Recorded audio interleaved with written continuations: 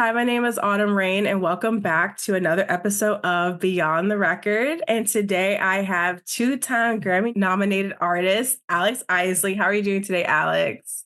Hi, I'm great. I'm great. How are you? I'm great. I'm great. We talked a little bit off camera. We actually spoke to each other last year at Soul Boom, and it was such like a good vibe. And it was super hot that day, but Yeah, you got through it. You got through your set, and you did a great job. thank you. You're welcome. So we're going to talk a little bit later on about you have like some more like festival performances this year. So we're going to speak about that later on too. And I can't wait to talk about that.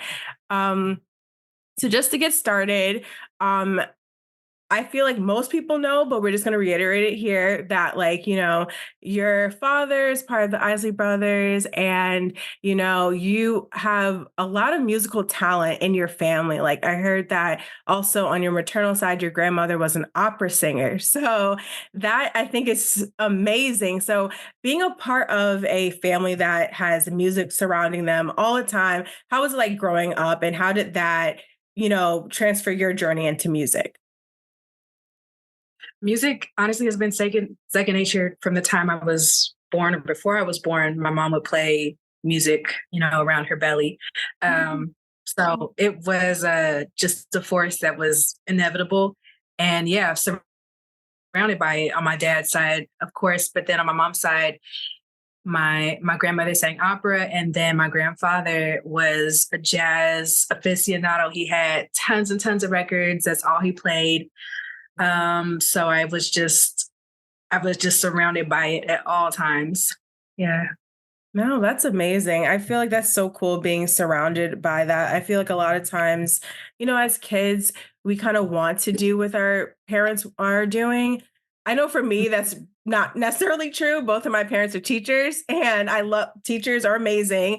They deserve more money, but Yeah. I'm just not I just feel like I'm just not the teacher type, but I just am in awe of what they do every day. And they're elementary school teachers. So I feel like the same thing with you just like learning music literally before you were even born, I think, and you being successful in it is absolutely amazing. So that's great. Thank Um, I want to talk a little bit more about your music and your journey to music. Did you ever like sing in the choir or anything growing up in the church, or like any type of plays in school or groups like that? So I made it a point. I had to be in every talent show every year. I was very adamant about that. I was like, Mommy, I have to be in a talent show. So I was in the talent show every single year, all the way up until high school. I went to an arts high school, LA County High School for the Arts. And so there, every day was being in a talent show essentially because, I mean, you're surrounded by all these amazingly talented kids and, you have to audition to get into the school. And so I was a vocal major there. We had to do concert choir. That was mandatory. We could do either vocal jazz or opera. And so I chose vocal jazz. And that was really the beginning of me falling in love with jazz. And then the gospel choir, we did gospel choir every Fridays. So that was such an incredible educational experience for me. And I'm just so grateful for it. But aside from that, I did sing in the church choir. So at the time at the church that I went to, there was no youth choir. So I was 13 or 14, surrounded by these adults. Because I just wanted to sing. And so myself and a couple other kids, we actually inspired somebody to start the youth choir at my church Oh, to give wow. space to sing and have more of us as a collective every Sunday. So, but yeah, between that and high school, that was such a huge part of my journey. Yeah, no, I feel like I love it when I hear that a lot of like soul artists and R&B artists, have their roots back in the church too, because and I feel like it's just like a great foundation. I think that's so dope that you like started the youth choir. Like that's really dope to start that. So back Yeah, to I your mean, in the moment, I wasn't thinking oh about that, but oh, sorry. no, no, keep going. No, I was No, just gonna say, in the moment I wasn't thinking about like, oh, there's no youth choir, there's no. I just the adult choir welcomed me with open arms, and so it was just fun to sing and be a part of that. But I'm glad that that inspired the youth choir to to be started there as well. So yeah. Yeah, no, absolutely. And I feel like that just shows like your determination too and doing what you want to do. And like, I don't care that there are no other children or not that many children. Like, I'm going to sing with the adults. And you know what? You did what you had to do. Exactly. So, for your own music too, for fans just like listening in and might not be familiar with your music, what would you say is like your starter pack for your own music? Like, what would you start fans off with that are just learning about your music? Ooh, as far as my catalog, Yeah, yours. I would say um probably something from my first project from Love Art Memoirs. I would say Into Orbit, which I'm so glad that that song gets the love and the reception that it does. I wrote that song, I think 2008. Wow. Um, and so I associate it with like, that's one of my older songs, but I mean, I love that people connect with it, still just as much. But that's the power of music. So I would say Into Orbit first. Um,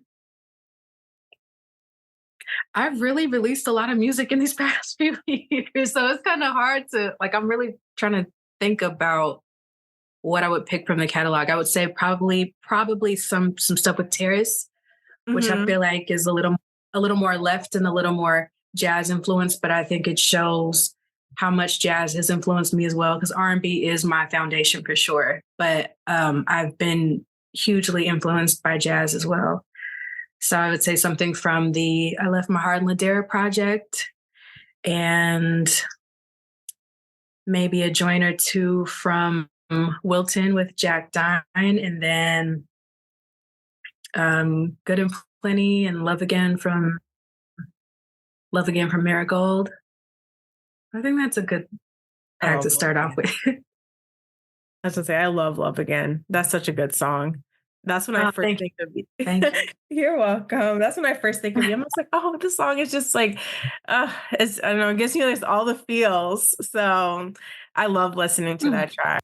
And I wanted to talk a little bit about, you were on Insecure. I did a rewatch of Insecure lately because I was like, I just like it's nostalgia, that series just means Yeah, so much. And I'm like, Alex, I you know. were on. So how was it like being on there? Is there something that you would ever do again?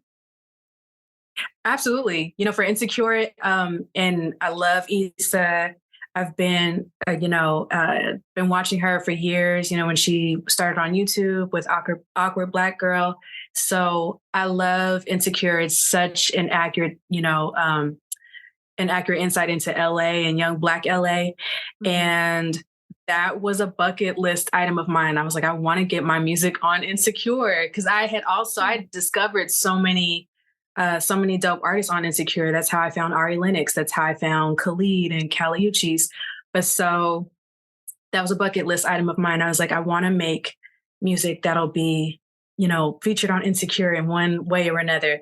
And so funny enough, that project that I made with Road to You on it, that project, that was one of my bigger intentions for that project. I was like, well, I want this music to get on Insecure, and it did. Really? But also for me to be, I just wanted the music to be heard. But so for the music to be heard, but then for me to be seen performing it, that was just over the top, dream come true for me. So I was really happy about that. I'm immortalized into the TV show. Yeah, seriously. I can't wait until like, has your daughter seen it yet? Or at least that part where you're in it? No, I don't think she has. I gotta show it to her. Yeah, Yeah, I'm definitely. Because especially just like that part where you're in, you know what I'm saying? Like I know that episode is about like Issa like having the community concert and everything like that. And I think it's like PG enough, except for the parking lot scene. Maybe not that one for your daughter, right. but Yeah. yeah, not You know that what? one. She has seen it. You know what? Okay. She has. I remember it was like the middle of the pandemic, and we were all at home watching it. She did Mhm. see it. Yeah. Aw, Yeah. how did she think about it? What did she think? Was she thought it was Um, cool? she was excited. Yeah, she thought it was, she's, Mommy, you're on TV. So yeah, that was really cool to have her watch it with me. I remember now. Yeah. So she did see it. Oh, I love that. I'm like, yes, she has to see that. I think that's so cool. And I like to reiterate your point too about that show. I learned so much about like because I'm from New Jersey and I've been to LA before, but I'm not from there. So just being there and just like you guys have so much culture and then like highlighting, like the young black people in LA cuz like what we see over here is like that's well, I guess highlighted in the media is like Kardashian stuff like that. You're not really Okay. seeing like, the black people that are in LA. So I just Okay. feel like that show just is amazing and it just has so many different themes brought out to it, and especially the music sense of it. You can hear that like Issa definitely has an ear for music and storytelling as well. She does. She does. So I was born in New Jersey, but I grew up out here. I've Okay. been, yeah, I've been in LA since I was 2. So I'm an honorary LA native. Mhm. I wish I knew more about the East Coast. I don't, but I have family still back there, in Inglewood. So yeah, Oh, I'm a New Jersey wow. native though. Yeah. So Okay, nice. Because I mm, saw that your family was from New Jersey, but like I know that you were in LA, like in high school. I know a lot of people like rep with where they were in high school too. So that makes sense. But you were over this since they were 2. So you're from there, I would say. I'm from yeah. I'm from Yeah. LA. If anybody asks, Well, we need you in Jersey. Come through anytime. Open invitation. oh, absolutely, absolutely. It's home. Yeah. Absolutely. Yes. Yes, yes. And then the part I'm from too is like I'm right near New York. So, you just like hop on a little Okay. train, you right in New York, right in the city. Because other part of Jersey, the South Jersey, is like near Philly and stuff like that. But New York is my city, secondary city. Yeah. hmm So I want to talk about Back to Love because that's where you got, your first set of Grammy nominations. And I know there's more to come. So how was it in the recording process working with Robert Glasper and Sir, and just like how you felt like getting your Grammy nominations? So for Back to Love, um, Robert has become a big brother of mine, and uh, especially over the pandemic, he would send ideas to me. He had sent something to me, and I recorded vocals for it, and it ended up becoming the theme for the Run the World series that was on Stars. Oh, yes. Yes. So he sent me that. So he sent me the theme, and then he was like, there's a song that we're doing for this series. I wanted to see if you would be interested. He sent it to me, and I'm like, I mean, of course. So I wrote my first, I think that was the end of 2020, maybe. And I recorded it, at home. And thankfully, I had the tools to do that. So, uh, yeah, I mean, working with him is always, such an honor. So yeah, did that at the end of 2020 and sent it back. And, it became Back to Love. And being nominated for it was just like out of body experience for me here to hear my name called. That was very, very, very surreal. So, yeah, I was just overwhelmed with gratitude that day. The nominees were announced. Yeah, I remember watching it too, and I was just like, "Oh my God, Alex!" Like, I really was like championing for you. I was like, "Yes!" And not only just one, but two. Like, that's crazy. Like your first time a whole set of nominations. Like, oh my God, I feel like all of your fans were like really proud of you for that in that moment too. Like, we were rooting for you for that. So, congrats! Like, and I can't wait. I know there's more to come for you. I know it. Absolutely. Absolutely. Yes. And I know we spoke about your daughter before too. And like you also like walked the carpet with her. So how was it like, sharing that moment with her? She looked so adorable in her dress. Um, she's the coolest kid. She had so much fun. And she kept saying, like, "Oh, I'm nominated for 5 Grammys." I'm like, "Yeah, you are. Let's go hit this red carpet then." So she was just so excited that whole day. So that was awesome to share that experience with her. Um, and every time she heard my name called and she heard her dad was nominated as well. Anytime she heard one of our names, she's just over the moon cheering, and she's my biggest supporter. So that was really sweet to share that day with her. Yes. Oh my God, I love that. So back onto like what you've put out. You have put out a bunch of projects, but I know let's start with this year first and then we can go back. So you have Same Mistake with Destin Conrad. So I really love that song. I love that the video is like I loved your outfit for the video, like the black and everything, your hair up and all that. Thank I loved it. And how was it? You're welcome. How was it like working together with him? I know, like I said, like you worked with a lot of artists, but how was it working together with him and writing this song and like coming together for this? Dustin is amazing, just an amazing writer, performer, just all around person, one of the sweetest. So I knew when he sent that joint to me, I was like, I have to write on this. I have to. Um, and so that was January, early January, and everything happened so quickly. I wrote my verse in like a day or two, sent it back, and I think the week after we shot the video for it, so everything just came together so seamlessly and quickly. But that was a lot of fun working with him. He's amazing. He seems really sweet. I unfortunately couldn't go to his He concert. really, He seems so sweet. Like I saw a video. My friend was able. I was sick. I couldn't go. But my friend sent me like videos and everything from the concert, and he's really great live as well. So love it. yeah, yeah. So I'm going to talk a little bit about your jazz album. I Left My Heart in Ladera with Terrence Martin. So that was released last year, and I think the I'm sorry. I just lost my train of thought for a second. Okay, so the meaning behind that, I know you said that R&B is your foundation, but this is your jazz album. So how did you feel like going into a different genre? Like I know that you've grown up around jazz music as well. So how was it just like shifting gears for this album? Doing this album with Terrace honestly was very natural for me because I've been singing jazz for so long and it's become such a huge part of everything about my artistry, the way that I write, the way I produce, the way I interact with a band, the way I interpret lyrics, like jazz has influenced all of that. And so to put that on record was just a no-brainer for me.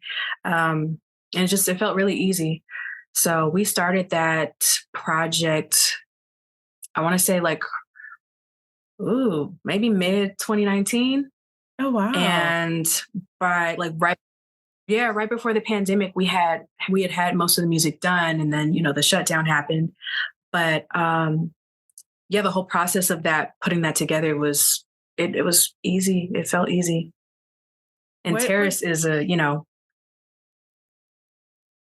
sorry. sorry, keep Oh, going. I was Yeah. gonna say Terrace. Yeah. Yeah, so Terrace, being the visionary that he is, legendary, West Coast and global. And he's another one who I consider a brother, and he always shows so much love and support for me as an artist. And so I love anytime I get to perform with him or make music with him is yeah, it's a no brainer. Do you think that you would ever do another jazz album or do you want to go back into like what would you say is your favorite genre to like write and sing in? R&B, I think, is the natural instinct, of course, the first natural, excuse me, the first natural instinct for me. But I would absolutely love to do another jazz project. I have been thinking about doing some sort of project with standards because I miss singing jazz standards. At one point, that's all I was singing. When I was in college, I was a jazz studies major. So that was really Wow. the bulk of anything I was singing, the jazz standards. So I would love to, consider that and maybe put that together sometime soon. Wow, okay. We can't wait to hear that then. Yes. What do you think was your like favorite song on the album? Hmm. I think Two Step in the Living Room is fun because it is a part of a more jazz focused collective, but there's still that that groove to it and the feel of it. I think is still very much R&B. Um, Mhm. so I think it's the best of both worlds. What do you think for the reason to have I know you have like I think it's really like two instrumentals like towards the end of the album. So what Mm, was like your like vision process into including the instrumentals? I thought they were beautiful. Thank you. I think both he and I decided it was good to have um, those moments, those breaks Mhm. where the listener the listener listens just to the surroundings, the musicality, the instruments, and uh, a break from lyrics. So I think it was a nice little shift, a nice little balance. Yeah, that's what I'm saying. Because I like listening through, I know Beyonce is like very much so a person who advocates for full albums. And Mhm. I think with that album too, like listening through it again, because I listened to it when it first came out, then I re-listened to it. And I was like, this is what I feel like what she means by when she says artists are like taking their time and actually like having something where a listener is like being able to listen it from top to bottom and you don't have to skip around and kind of make your own like playlist within an album. So I just wanted to Mhm. say that to you like while I had the chance because I love when I think track listing is an art in itself, being like finding Yeah, out how to put where to put each song. So, how was that yeah. process for you or in general in your projects? That's always such a fun experiment challenge because, like you said, it is absolutely an art. Um, Lately, I've been studying Thriller and all aspects of that album, but especially the sequencing of everything. And it's just so masterfully done. Mhm. I think Voodoo by D'Angelo is another one of my all time favorite albums. And so when it comes to my favorite albums like that one, I study the flow of everything because it could really make or break the album. And it shifts the whole mood depending on what goes where. So Mhm. that's so cool. It's really, really crucial. Just as crucial as the music itself, it's Mhm. crucial as where those pieces go. Yeah, it's like basically kind of like a musical like puzzle piece in a way because you Mhm. sometimes there's a story, sometimes there's not, and that's fine. But I think when you just like listen through and you don't feel like you need to even just skip to your favorite song, but just like skip to you can just listen thoroughly and you don't have to, you know, the artist did everything that you need to do for the project. You know, you don't have to do that yourself. You don't need to make a playlist. Make the playlist on your own. Like you don't need to. The artist did their job. And I think that album is a good like example of that. That's what I would say. Thank you. Thank you. You're welcome. Alrighty. So Alex, like I said, furthermore, like your fans, we know we want a new project, a new song, something. What can you tell us right now about it? So I do have a single in the works. I would say midsummer. So Okay. maybe, yeah, midsummer. Definitely before August. Okay. And I've been in such a creative uh, inspired space. I've been writing a lot, and I feel like more consecutively in this past year. Really, I've been really uh, writing and brainstorming a lot, and so I'm excited to share more new music as time time progresses. But yeah, new single on the way. I'm excited. Yeah, no, we really, really want to hear from you. And not like you haven't been giving us music. So, like you've been feeding us well. You've been feeding us. So it's okay. But yeah, we definitely would always want to hear more from you. And I know that you have a couple of, festival appearances this year, the summer. So in July, you'll be in London. And then in August, you'll be in Rhode Island. So I love Rhode Island. I used to live there for 5 years. So you're going to have a good Oh, time if you haven't been there before. I haven't been there before. I'm excited. Yes. Yeah. No, it's so pretty. Newport is beautiful. It's so, so pretty. Mm. And there's like a cliff walk and everything like that. Um, but what can friends like expect from your performances this summer? Well, I think for the festival in London, um, that's a good question. A little bit of old, a little bit of new, perhaps something unreleased. Um, so I'm really excited for that lineup, especially, Jasmine is headlining and then Mhm. Sir, then Ombre, Shea Universe. There's so many great people on that lineup. So I'm excited to hear everyone too. But so yeah, there'll be a little bit of everything in the mix, a little bit of old, a little bit of new. So I'm really excited for that one, especially. I think for the Rhode Island Festival for Newport, definitely incorporating some jazz Mhm. into that, that being the jazz festival that it is.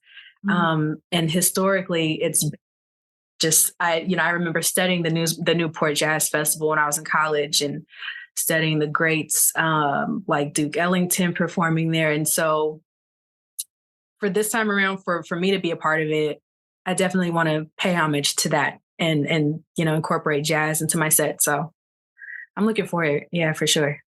Yeah, no, we can't wait to hear you. And like I said before, like I saw you perform at Soul Bloom. You're great to see live. So for the fans that are coming to those performances, you will be blown away. So you have nothing to worry about. Thank you. Thank you. You're welcome. Thank you so much, Alex, for being here today. And we just can't wait to hear your new music. Thank you. Thank you so much for having me. And thank you, as always, thank you so much for all the support. Thank you. I appreciate it. Absolutely. Absolutely.